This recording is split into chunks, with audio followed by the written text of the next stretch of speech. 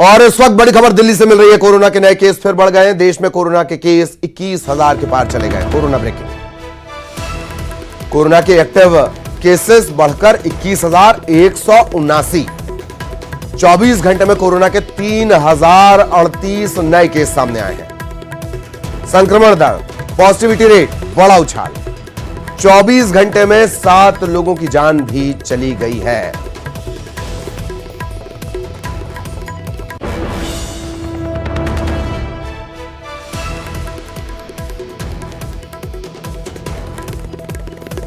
दिल्ली से सहयोगी फराह इस वक्त हमारे साथ जुड़ी हुई हैं। फराह, तेजी से बढ़ते आंकड़े, 24 घंटे में 7 की मौत, संक्रमण दर भी तेज, अलार्मिंग सिचुएशन।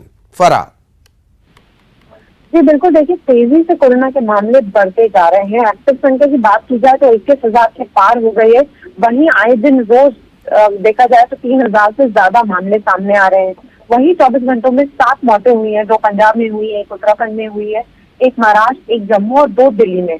तो जिस तरीके से अभी तक ये कहा जा रहा था कि मोर्टालिटी रेट बहुत ज्यादा लो है, देखिए कल भी जो है ये बात सामने आई कि अभी जो संक्रमण है वो तेजी से फैल रहा है, लेकिन इसमें जो हॉस्पिटलाइजेशन के जो चांसेस हैं वो 1% है। लेकिन जिस तरीके से ये कोविड के केसेस बढ़ते जा रहे हैं, कहीं ना कहीं कोरोना जो है वो फिर से पैर पसार रहा है। क्योंकि जब हमने स्टार्ट देखा था, जब केसेस बढ़ रहे थे तो एक्टिव संख्या सिर्फ 4,500 थी और आज 21,000 के पार हो गई है। तो जिस तरीके से दिल्ली की बात की जाए या तमाम राज्यों की बात की जाए, वहां पर केसेस बढ़ते जा रहे हैं और इसी को देखते हुए सारी तैयारियां जो है वो की जा रही है। स्वास्थ्य मंत्रालय, सरकार पूरी तरीके से अलर्ट पर है।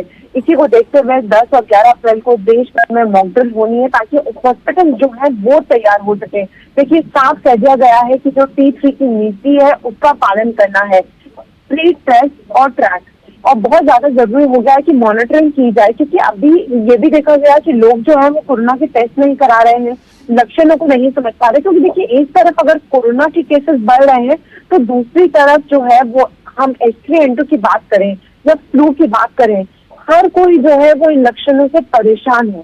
तो बहुत ज्यादा जरूरी हो गया है कि सही इलाज लोगों को मिले और उसी तरीके से जो है वो अपने लक्षणों को समझ सके। क्योंकि जिस तरीके से केसेस बढ़ते जा रहे हैं, बहुत ज्यादा जरूरी भी हो गया है कि हर कोई जो है वो कोविड प्रोटोकॉल का पालन करे, सोशल डिस्टेंसिंग और मास्क।